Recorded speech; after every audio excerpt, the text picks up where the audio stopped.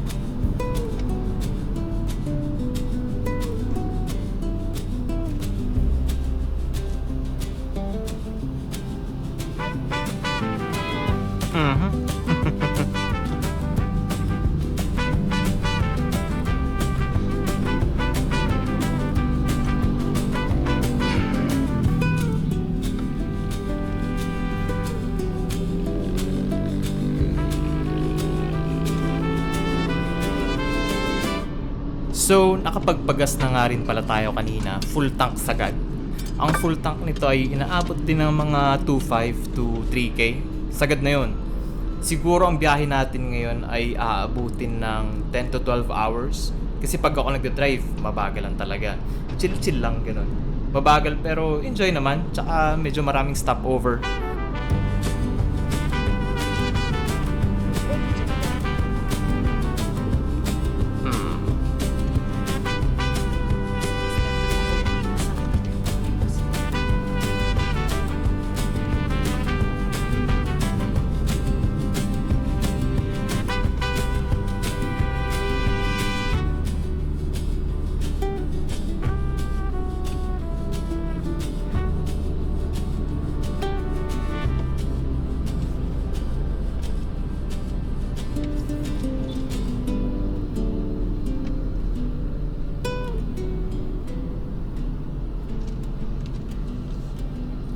Bali, apat kami sa biyahe ngayon. Dalawa kong kapatid, tsaka si Mrs. Tsaka plus mga gamit, kaya medyo loaded tayo. May kalumaan na yung kotse natin kasi 2013 pa to eh. So, mga more than 10 years na rin. Pero all goods pa naman. Maganda pa rin alaga. Kaya sana chill-chill ang biyahe natin.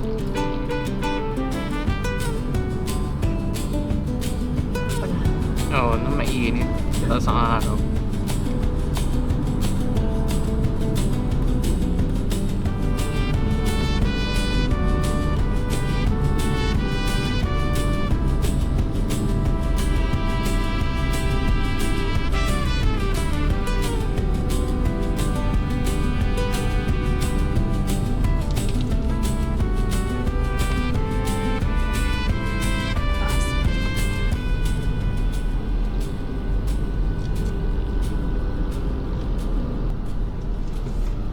So na ganyan hanggang pagdating natin ng Dait, no?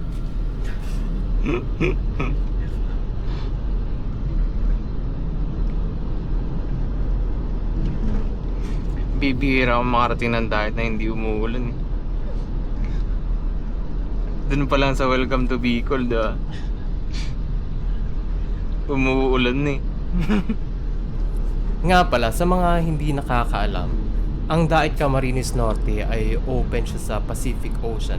Kaya minsan madalas ang ulan. Pero pag summer, super init, talagang super ganda. Kaya palagi ako umuwi para magbakasyon. At syempre, para makasama na rin ng pamilya.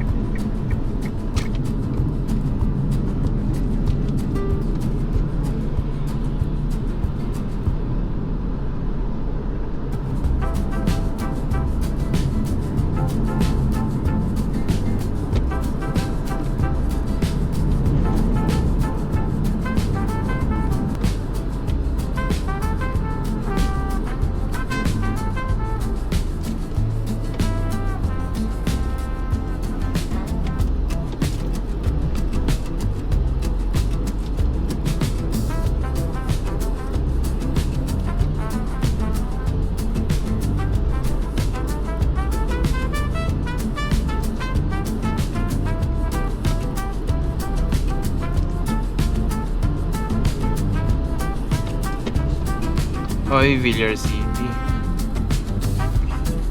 Yan o. Hindi tayo na.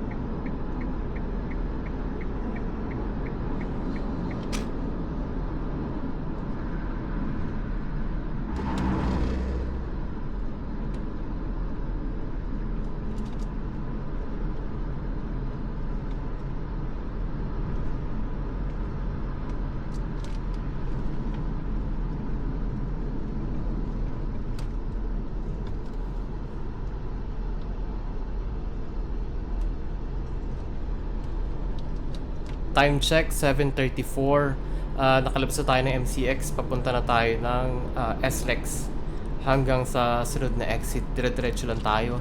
Tsaka ang ganda ng panahon. Sarap magbiyahe ng ganito.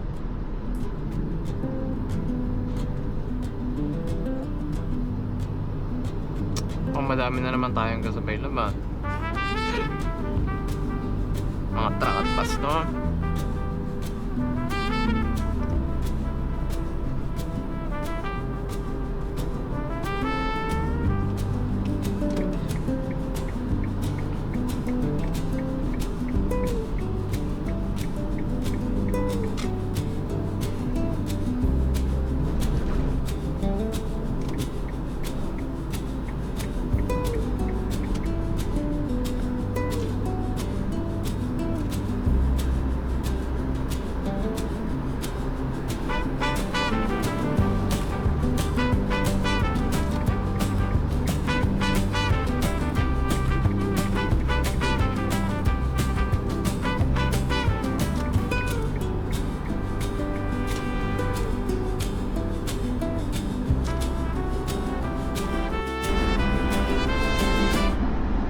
Tayo din yun, no?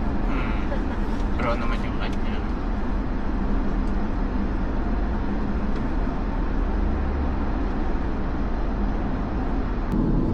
Ang ganda ng bunto ko, no?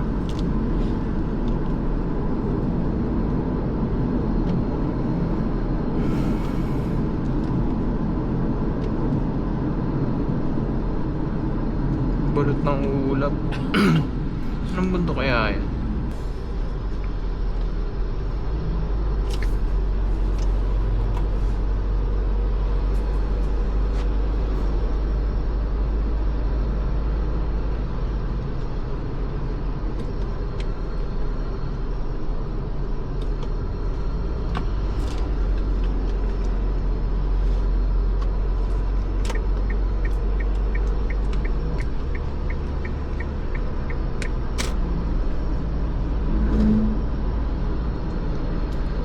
Time check, 8:30 na. Tuloy-tuloy lang tayo hanggang malampasan natin ang Laguna at Batangas. Ang first stopover natin ay sa Quezon Province na, yung malapit lang sa may arko nila. Yung may McDo at coffee shop doon. Hindi ko nga lang alam yung name ng lugar, basta yun na yun. Malapit na lang yun.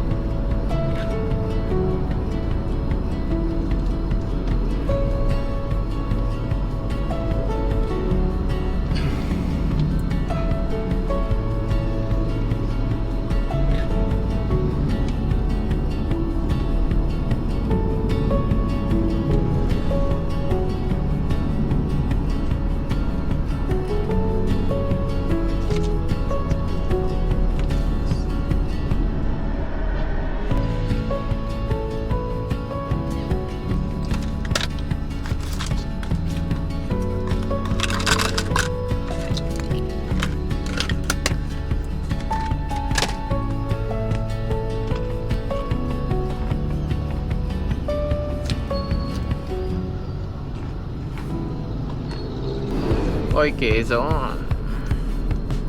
Time check, 9:37. Narating na natin ang Quezon. So, maya-maya na lang malapit na tayo mag-stopover sa ating first stopover.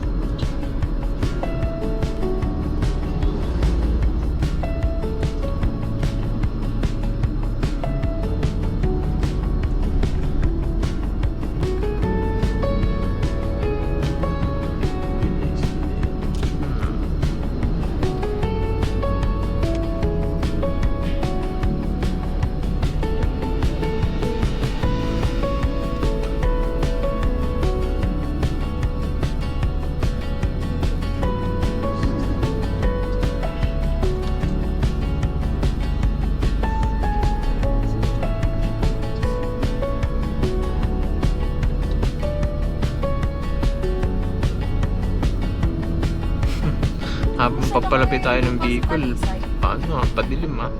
Lupa sa Talisay, okay naman. Napupuntahan niyo ba? Papuntahan. Approaching a level crossing.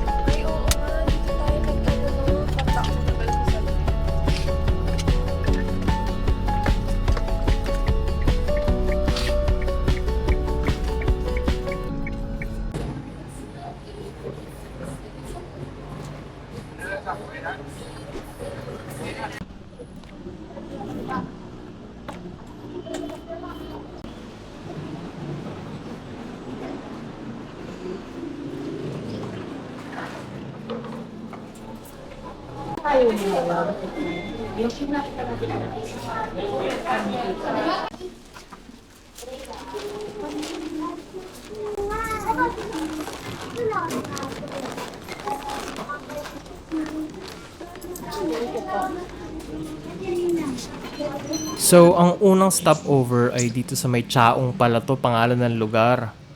Mabilis na coffee lang, kuha ng tubig, konting kain, tapos biyahe na ulit. Lunch natin sa may ano na, sa may dagat. Ano nga yun? Limot ko din yung lugar.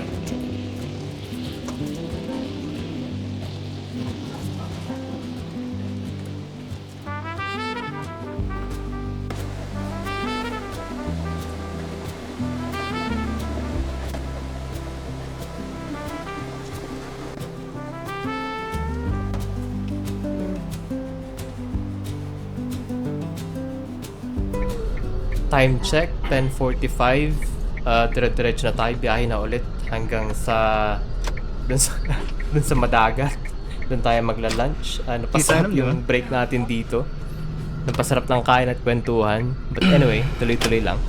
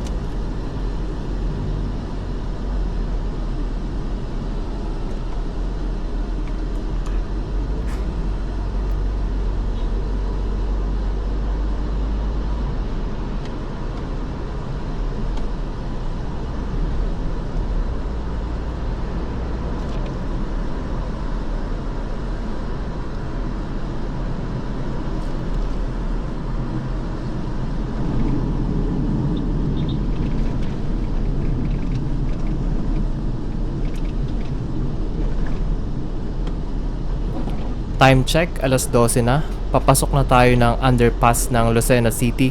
Kaunti pa mararating na natin yung Bitukang Manok sa may Pagbilao, Quezon. So far so good, smooth ang biyahe natin, wala namang problema. Tuloy-tuloy lang. Let's go.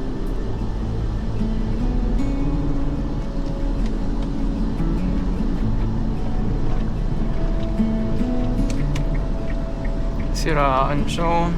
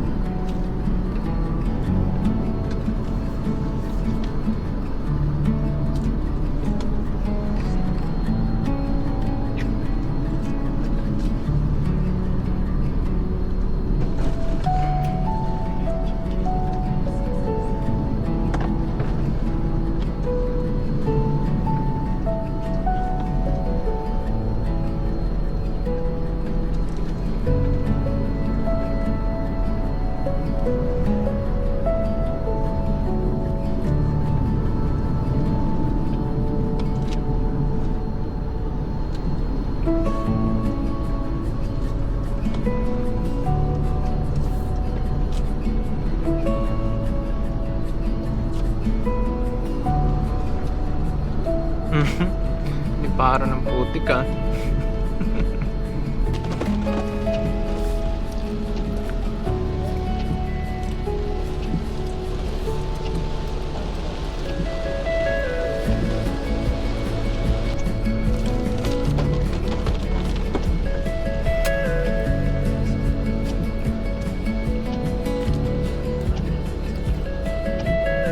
Sabi kalsada nila oh.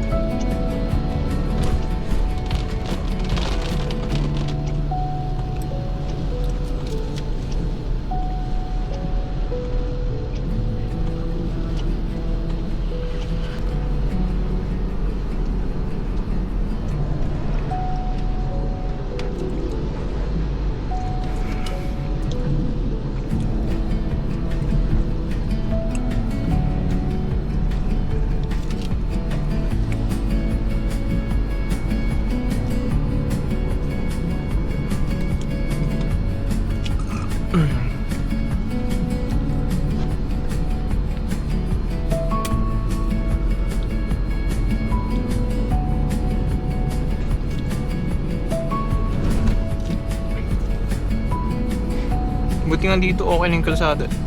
Correction. Hindi ko pa natatapos eh. Hindi pa pala.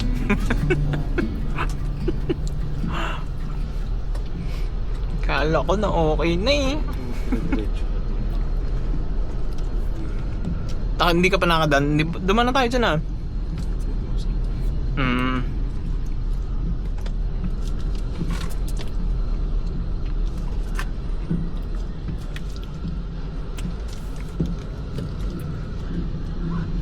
Time check, 1:00 na. Narating na natin ang Bitukang Manok.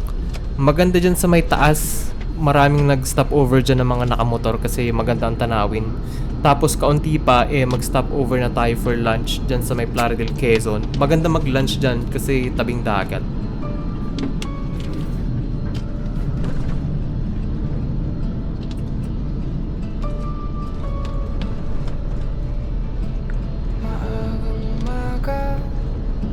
Bukas ang bintana, hangin ng dagat, ramdam na mapa sa dashboard, araw ay sumisilip sa bawat kanto, pangarap ang kapalit habang umiikot ang gulong sa daan. Unti-unting nawawala ang bigat ng kahapon. Tuloy lang sa biyahe, walang minamadali. Sasaliw ng kanta Okay. Problema'y napapawi habang ang mundo'y dahan-dahang huminto. Pagod siya magpadya ko. Likod ng Sobrang tarik naman kasi talaga eh. Ang layo pa ata ng pinanggalingan niya. puso. Gasolina at tawanan kasama ang tropa. Kwento ng buhay hanggang sa dulo ng ruta. Mga ilaw sa gabi, bituin sa itaas. Sa bawat kilometro, lalong gumagaan. Hindi mahalaga kung saan man makarating. Ang mahalaga'y malaya, ngayon lang muli. Tuloy lang sa biyahe, walang minamadali. Sasaliw ng kanta, ang problema'y napapawi.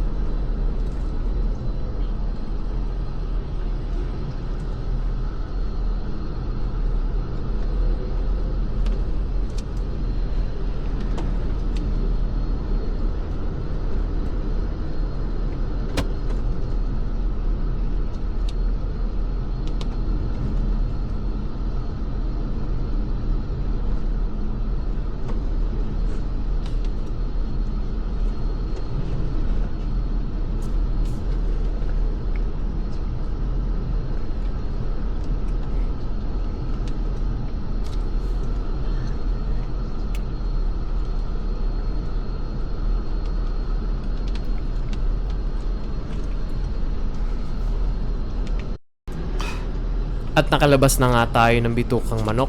Dire-diretso na to papunta ng Plaridel, Quezon, kung saan tayo magla-lunch. Dun yun sa may madagat na area. Dun maganda mag-lunch kasi syempre palibot ng dagat. So maganda yung view. Kulay brown ang dagat dahil sa ulan.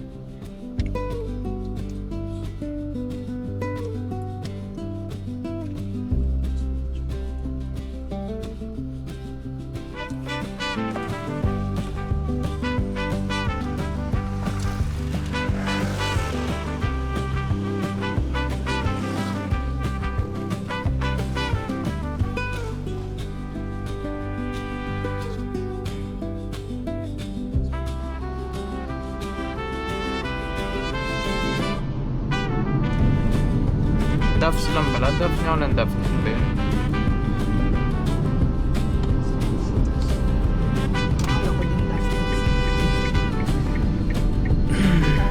Ay, punuan. Hindi pala.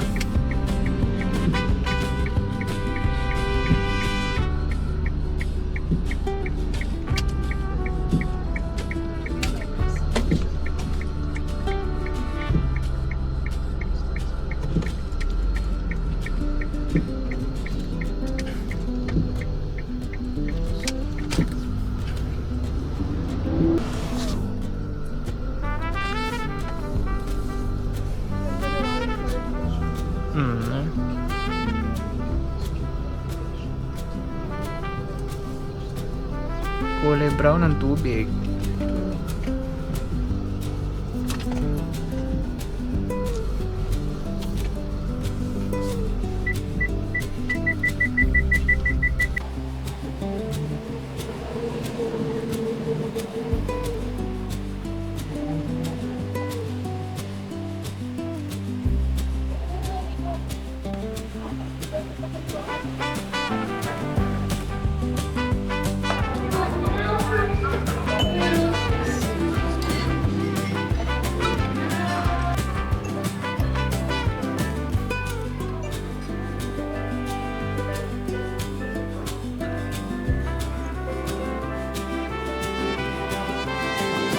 At inabot na nga kami ng ulan. So pagkatapos kumain, dire-diretso lang ulit ang biyahe. Napasarap na naman ang kwentuhan kaya mga inabot na naman ng 1 oras ang ating stopover. So ito umuulan pero okay lang kasi kulay blue naman yung langit. So ibig sabihin lipas lang yung ulan. Hindi gloomy yung paligid, 'di ba? So tuloy-tuloy lang tayo hanggang dumating ng Gumaka. After ng Gumaka, Bicol na. So madali na.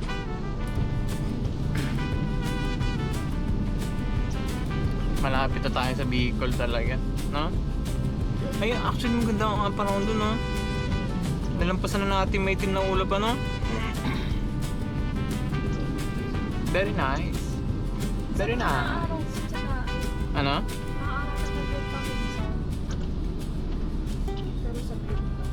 Saglit lang. Mabuhos na ulit.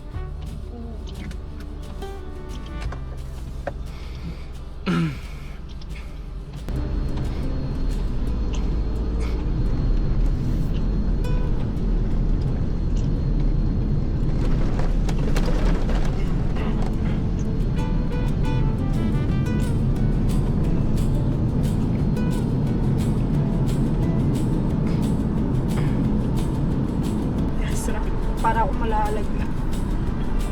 Taw-taw.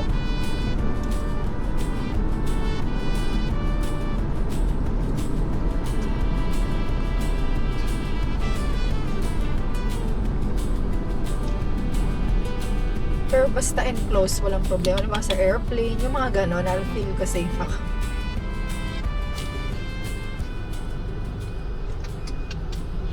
Pangat pa naman.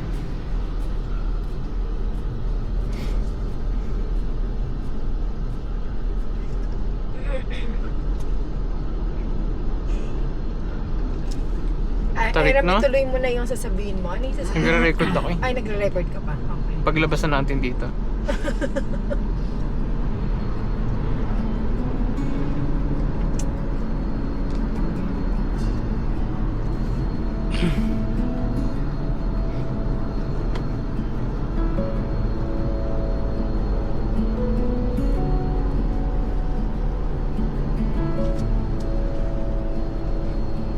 pag pinanood yung video ko, talagang double check eh.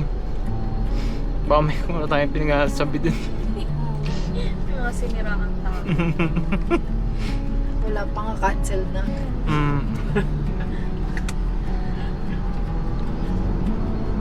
Nakapasok pa sa 1325. Grabe, tanda na doon. Ang ganda. Angas. Tinan mo yung kalsada yun, no? Makakarating tayo doon, no? Agnes.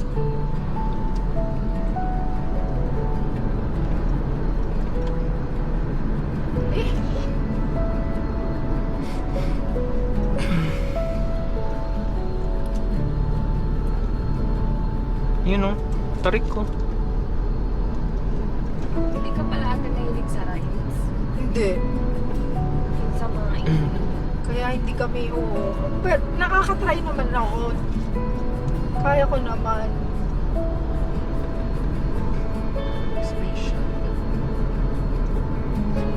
Pero pinaka-hate ko na rides yung mga roller coaster. Kako lang kasi saglit lang yun eh. Ang ayoko lang yung Viking. Viking. Ayoko nga. Ayoko Sabi naman na, sa ganun. Ikea, di ba? Meron din sa Parang Star sobrang City. Parang sobrang laki. Sa EK siguro yun. Grabe. No, alam mo yung mga mababagal na kairita. Sa ulit ko siya. Oo.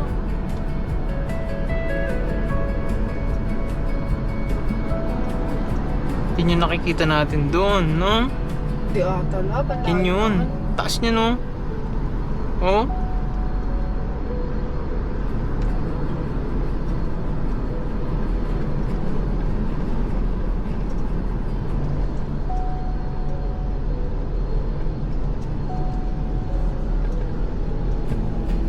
Mga hagdanang matataas, sobrang taas. Ayun na. Yun yung mga ayoko.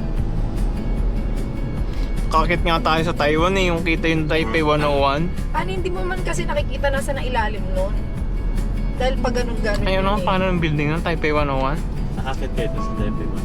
Hindi, yung sa hiking trail and Ezra. Gradual naman yun, tapos hindi mo naman makikita kasi ang ilalim nun. Ang ayoko yung ganito, yung nakikita mo yung ilalim, yung pasadsad kayo. Sa yun sa loob. Taipei ba ito? Mukhang matatakot mo. Meron doon baga glass yung... Yun, yan, hindi ko kaya yan, yung mga tapak-tapak sa mga glass-glass na yun, ayoko niya. Eh, yun nakakatakot ate. Oo, may final destination pa naman na ganyan. Yung huling final Oo. destination mo. Yung bloodlines, oo. Tapak mo rin ka na sa mga anak na.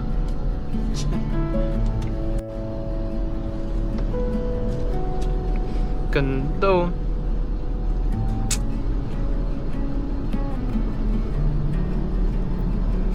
Pag may mga warning na check brakes, ay matakot ka na.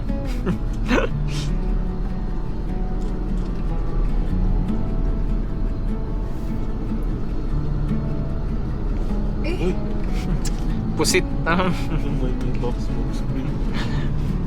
Pusit.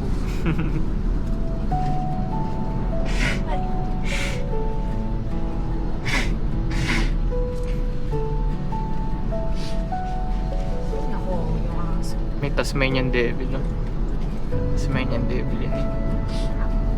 Grabe yung view, no? No? Nasa Manakali. Dadagat pa lang sa Manakali. Bakit ang dagat doon ngayon? Tsaka may namatay nga doon yung sibilong. Nalunod. Matay. Ano? Hindi pinayagan ng magulang sa tuloy ko. Masama ang panahon na tayo. Pangan ng dagat. Kasi pababa ba doon? Pero nung summer doon kuya maganda. Ay oo, pag summer talaga, walang duda. Doon no? First time ko lang yung makaabutan niya ng gano'n. Sobrang linaw.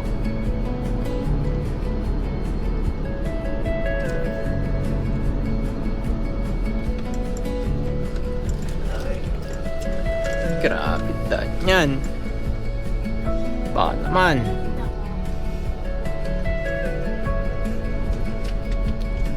If okay lang. Patapal naman. Anong ginagawa text mismo?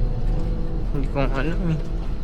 Parang kadugtong daw ng MRT ata yun.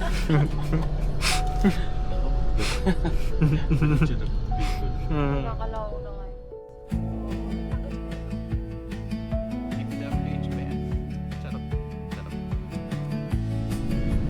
Parang wala namang Nakalindog dyan. Hindi, pero tuloy-tuloy yung gawa nila eh, di ba? Parang hindi nga alam. Parang Ayun po, hindi, yun o, bawang tayo yun. na-inch mo. Tsaka na lang nila ulit gagawin. Hmm.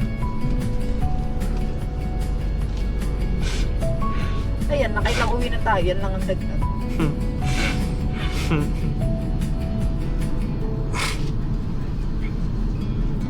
Ano ba yan?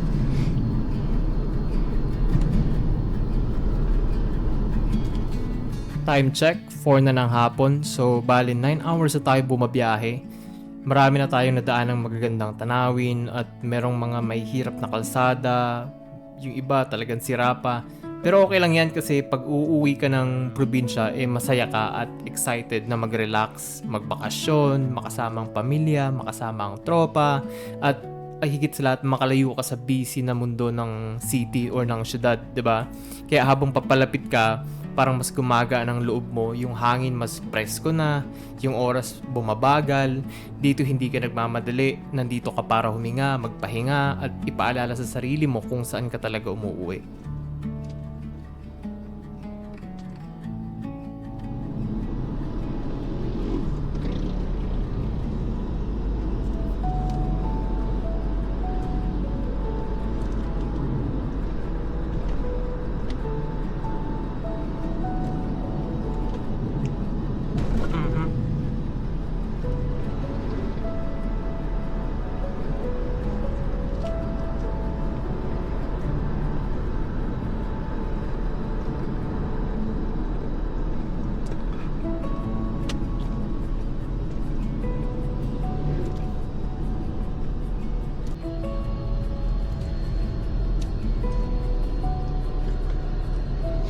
Oy.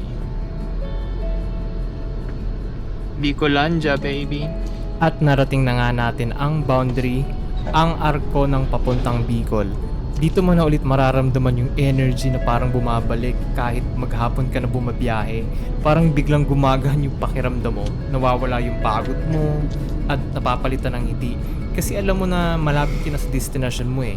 Konti na lang uuwi ka na, konti na lang pahinga na. At sa bawat metro na lumalapit, mas ramdam ang excitement, mas tumitibay yung loob mo at mas nagiging malinaw kung bakit sulit ang lahat ng pagod sa biyahe.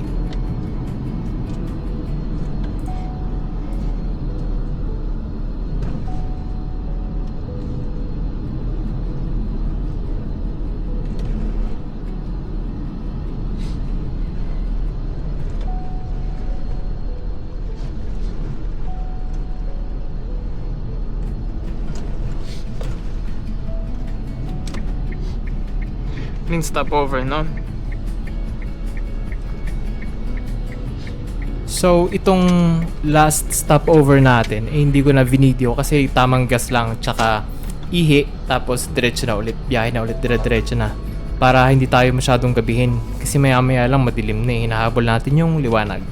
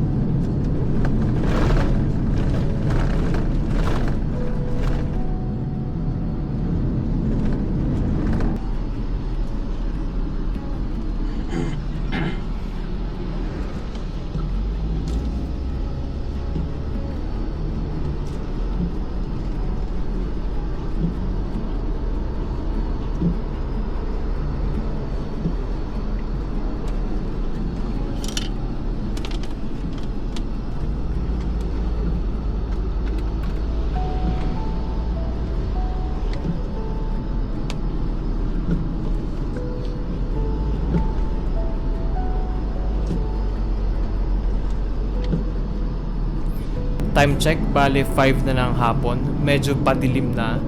Pero andito na tayo ngayon sa side ng labo. And medyo may kalakihan ng labo. And medyo zigzag yung daan. Pero smooth, yun ang kagandahan ng kalsada nila dito.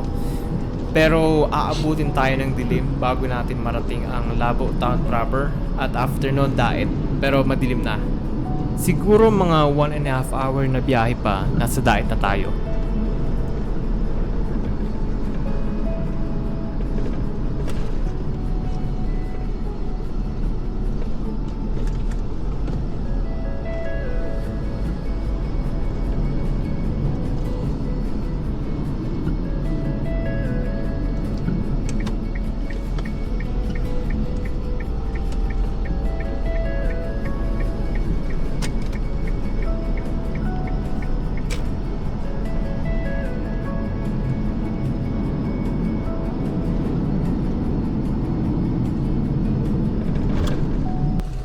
Ito ang Labo.